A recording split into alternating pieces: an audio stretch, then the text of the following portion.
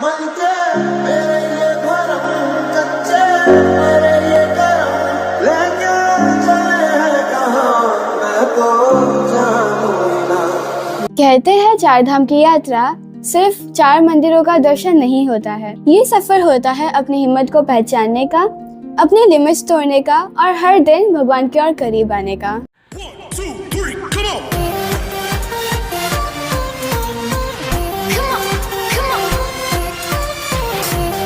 कल हम लोगों ने यमुनोत्री की चढ़ाई कंप्लीट की और अब आने वाले 2 दिन हमारी ट्रिप के सबसे स्पेशल 2 दिन होने वाले थे। एक ही दिन शिव गुफा, पापा का सुपर हीरो मोमेंट और इंडिया का सबसे फेमस माउंटेनियरिंग इंस्टीट्यूट, उत्तरकाशी की गंगा आरती, निर्जला एकादशी का पवित्र दिन और गंगोत्री धाम का दर्शन। वेलकम बैक, हम चले 4 धाम। अगर आपने पार्ट 2 नहीं देखा है तो पहले वो जाके देख लीजिए, क्योंकि आज की कहानी वहीं से शुरू होती है। सुबह उठते ही हम बहुत ज़्यादा ही एक्साइटेड थे, क्योंकि आज हम जाने वाले थे बारकोट से उत्तरकाशी। बारकोट से उत्तरकाशी अराउंड 80 किलोमीटर्स है और ये पूरा रोड हिमालय के बीच से गुजरता है। और सबसे अच्छी बात, हमारे रूट में भागीरथी वैली के अमेजिंग व्यूज भी मिलते हैं। एक अमेजिंग फैक्ट, जिस नदी को हम अभी देख रहे हैं उसे भागीरथी कहते हैं। बहुत लोग तो उसको गंगा बोलते हैं, लेकिन देवप्रयाग तक इसे भागीरथी ही कहते हैं। देवप्रयाग में अलकनंदा से मिलने के बाद ही इसे गंगा कहा जाता है। डेस्टिनेशन भले कितनी भी ब्यूटीफुल हो, लेकिन मुझे लगता है उत्तराखंड का असली मजा उसके जर्नी में ही है। हर 10 मिनट में लगता है ड्राइवर भैया गाड़ी रोको, एक फोटो तो बनती है।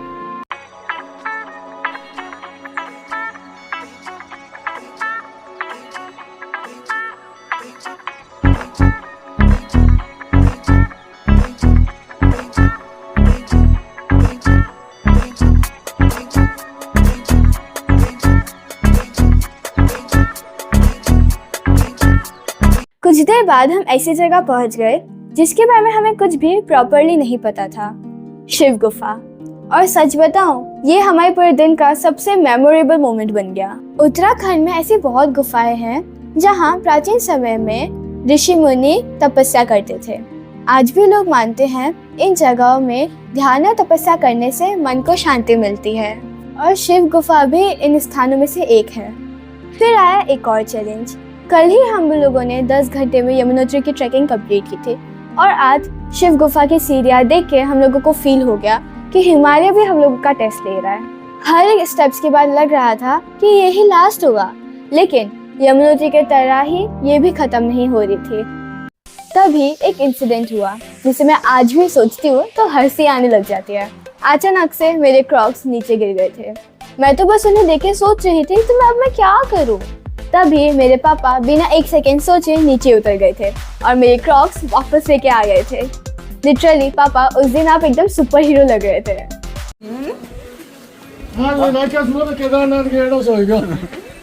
जैसे तैसे करके हम ऊपर तो पहुंच गए थे, लेकिन दर्शन के लिए भी 1 घंटे का वेट। मैंने पापा को पूछा, पापा कितना वेट करना पड़ेगा? पापा बोले, भगवान से मिलने आए हो, ट्रेन पकड़ने थोड़ी ना। फाइनली हम गुफा के अंदर पहुंच गए थे। बहुत अच्छा लगा था, मतलब वो जगह बहुत ज़्यादा ही इंटरेस्टिंग थी। अगर आप उत्तरकाशी आ रहे हो, आपके पास टाइम हो, तो शिव गुफा मिस मत करना। जय काल महाकाल जय काल महाकाल जय काल महाकाल जय काल महाकाल जय काल महाकाल जय काल महाकाल जय काल। शिव ही सवाल सारा, शिव ही है उत्तर, तीनों लोक के स्वामी शिव ही सबसे ऊपर, त्रिपुरारी गंगाधर नीलकंठ शेखर, शिव ही ब्रह्मांड सारा, शिव ही सबसे सुंदर। जय काल महाकाल जय काल महाकाल जय काल महाकाल जय काल महाकाल। दर्शन के बाद हमें बहुत भूख लग गई थी। हम लोग नीचे उतरे, हमें सामने एक दुकान दिखा। वहाँ पे बहुत बड़े बड़े आम थे। उसको देख के हमें एकदम भी कंट्रोल नहीं। उस दुकान में एक लोकल जूस भी था। उस दुकान वाले ने एकदम कॉन्फिडेंस के साथ बोला कि इस जूस को पी लो तो पहाड़ों में उल्टी नहीं होगी। तो हमने सोचा चलो ट्राई कर लेते हैं। लेजिट उस जूस ने काम किया। और अब हम जाने वाले हैं इंडिया के सबसे फेमस माउंटेनियरिंग इंस्टीट्यूट में, Nehru institute of mountaineering, NIM। इस इंस्टीट्यूट की शुरुआत 1965 में हुई थी और इस इंस्टीट्यूट का नाम इंडिया के सबसे पहले प्राइम मिनिस्टर के ऊपर रखा हुआ है। कैंपस के अंदर एक म्यूजियम भी था। वहाँ पे सारे इक्विपमेंट्स, सारे एवरेस्ट की फोटोग्राफ्स और बहुत कुछ प्रिजर्व करके रखा हुआ था। म्यूजियम देख के वापस चले जाते? बिल्कुल नहीं। मैं, हार्दिक और पूर्वी चले गए एडवेंचर करने। पहले तो लग रहा था कि डिसीजन गलत है, लेकिन जैसे ही जंप कंप्लीट हुआ मजा ही आ गया। वीडियो में तो मैं बहुत ज्यादा ही कॉन्फिडेंट लग रही थी, लेकिन रियलिटी में हे महादेव बचा लेना बोल रही थी। एडवेंचर तो खत्म हो चुका था और अब वक्त था महादेव के पास वापस जाने का। काशी विश्वनाथ टेम्पल, उत्तरकाशी। बहुत लोगों को लगता है काशी विश्वनाथ मंदिर वाराणसी में ही है, लेकिन उत्तरकाशी का ये मंदिर उतना ही पवित्र माना जाता है। उत्तरकाशी का मतलब होता है नॉर्थ की काशी। ऐसा माना जाता है कि यह नगरी शिव जी की प्रिय भूमि है।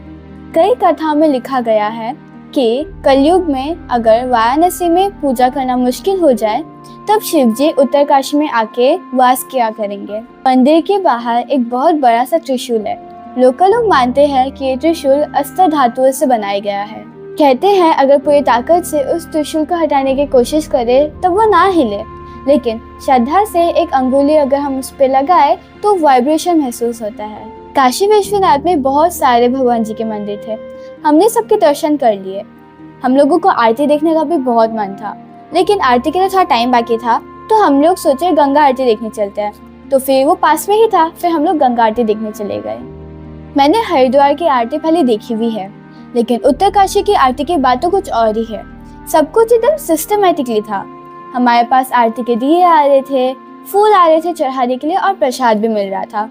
एक इंटरेस्टिंग बात, जिस नदी के किनारे हम आरती कर रहे हैं वो अभी भी भागीरथी ही है।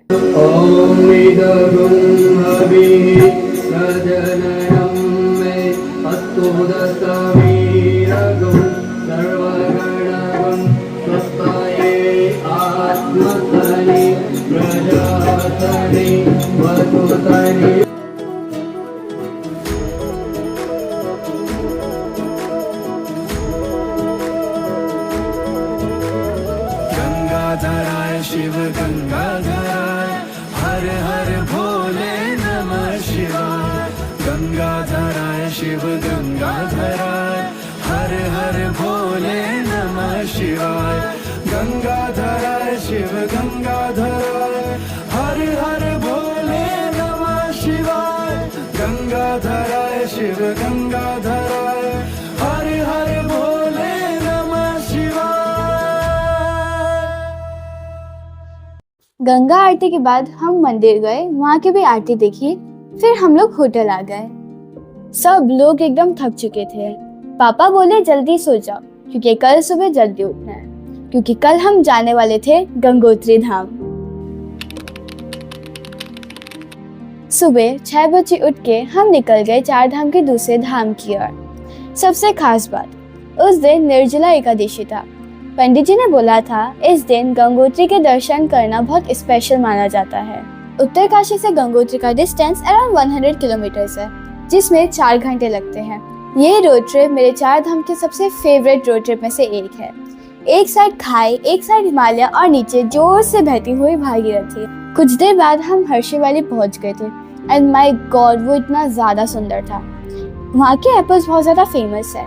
हम लोग एक जगह रुके थे जहाँ के ओनर ने हमें कुछ एप्पल्स ऑफर किए थे उनके ऑर्चिड से। एक और इंटरेस्टिंग बात, भागीरथी नदी का सोर्स गौमुख ग्लेशियर में है, जो अराउंड 18 किलोमीटर आगे है गंगोत्री से। और फाइनली भैरव घाटी होते हुए हम गंगोत्री पहुंच गए थे। गंगोत्री धाम ये अराउंड 3100 मीटर्स की ऊंचाई पे है एंड इतना सुंदर व्हाइट मंदिर मैंने आज तक नहीं देखा। मंदिर जाने से पहले हम लोगों ने सोचा गंगा में स्नान कर लेते हैं। मैं बस इतना ही बोलूँगी कि आइस भी इस गंगा पानी से बहुत ज़्यादा गर्म है। लिटरली जब पैर दिया ना पानी के अंदर, लेग्स एकदम नम हो गए थे, मतलब कुछ फील ही नहीं हो रहा था। और लकीली उस दिन बहुत ज़्यादा ही धूप थी। जैसे ही पानी से आए हम लोग एकदम सूख चुके थे, एकदम नॉर्मल हो गए थे। गंगा स्नान के बाद हम चले गए पंडित जी के साथ पूजा करने। हम लोगों ने अभिषेक की, पूजा किया और गंगा माँ के दर्शन किए।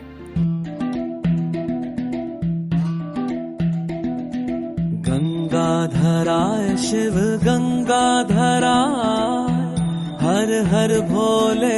ये तपस्थली में बैठे और आज अहो भाग्य आप लोगों का जो आज एकादशी है, निर्जला एकादशी बहुत बड़ा पर्व है, ठीक है ना। और बहुत कुछ मिला है। देखो ये तभी सफल होता है जब अपनी जो है कर्म अच्छे हो। देखो गंगोत्री जो आना होता है ना, पितरों की बड़ी कृपा होती है, तब जाके गंगोत्री के दर्शन होते हैं। जब पितर हमारे प्रसन्न होते हैं तब समझो आपको कि तीर्थ के दर्शन करने को मिलेंगे।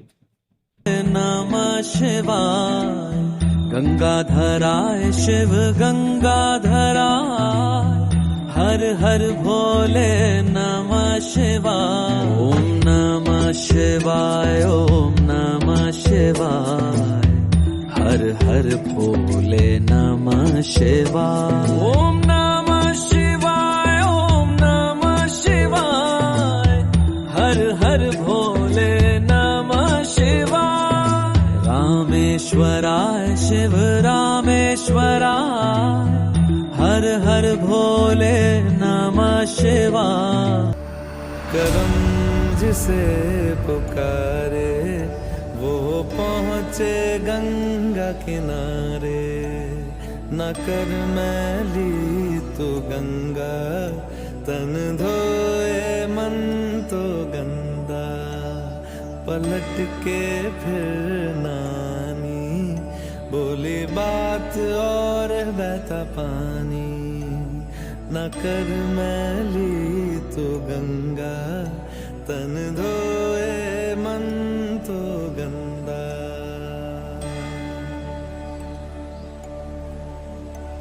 मन पावन हो गंगा में डूबे नहाए। मन रावण जो लहरों में तूने बहाए। जो चला गया वो लौट के फिर ना आए। तेरा कर्म ही है जो संग तेरे ही जाए। मन पावन हो गंगा में डूबे नहाए। मन रावण जो लहरों में तूने बहाए।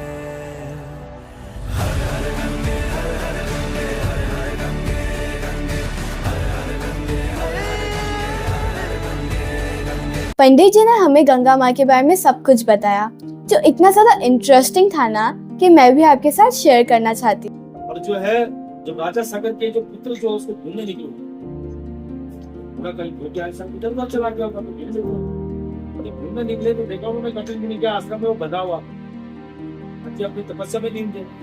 सोचा क्यों ना छोड़ यही है। क्यों सिखाया जाता है कि कभी जल्दबाजी नहीं करनी चाहिए, ये यही चीज का बनता है। गंगोत्री मंदिर का निर्माण 18th सेंचुरी में अमर सिंह थापा ने करवाया था।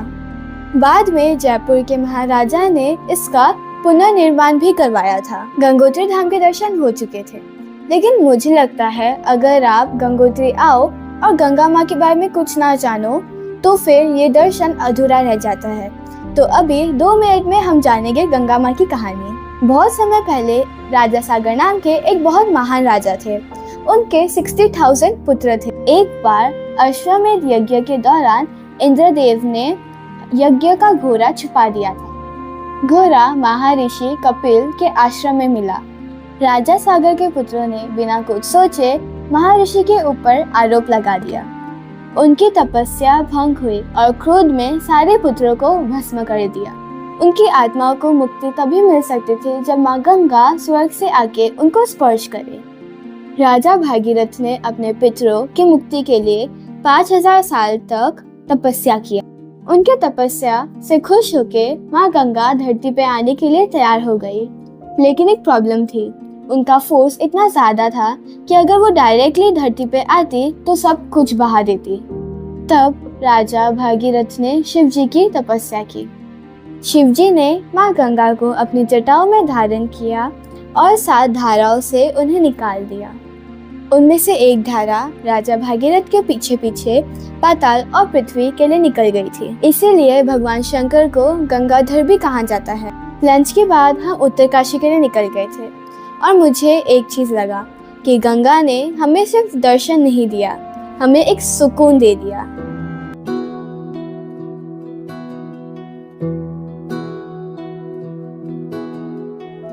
चांद को निहारूं, शिव को पुकारूं, चांद को निहारूं, शिव को पुकारूं, गंगा के किनारे बैठ के गंगा के किनारे गाइस, ये रहा पहल का घर और ये रही पहल।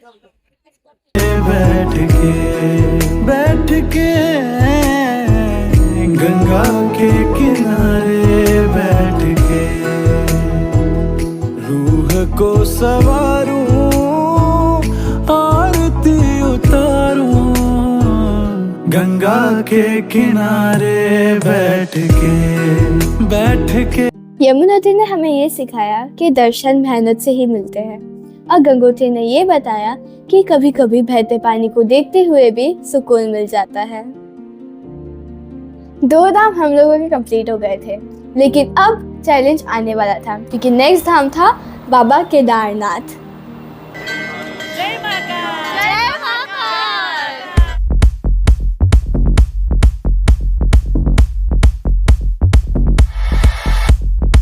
गंगा के किनारे बैठ क्यों रोए हर बात में बंदिया, क्या लाया था साथ में बंदिया, जाने दे जो चला गया है, कुछ भी नहीं तेरे हाथ में बंदिया।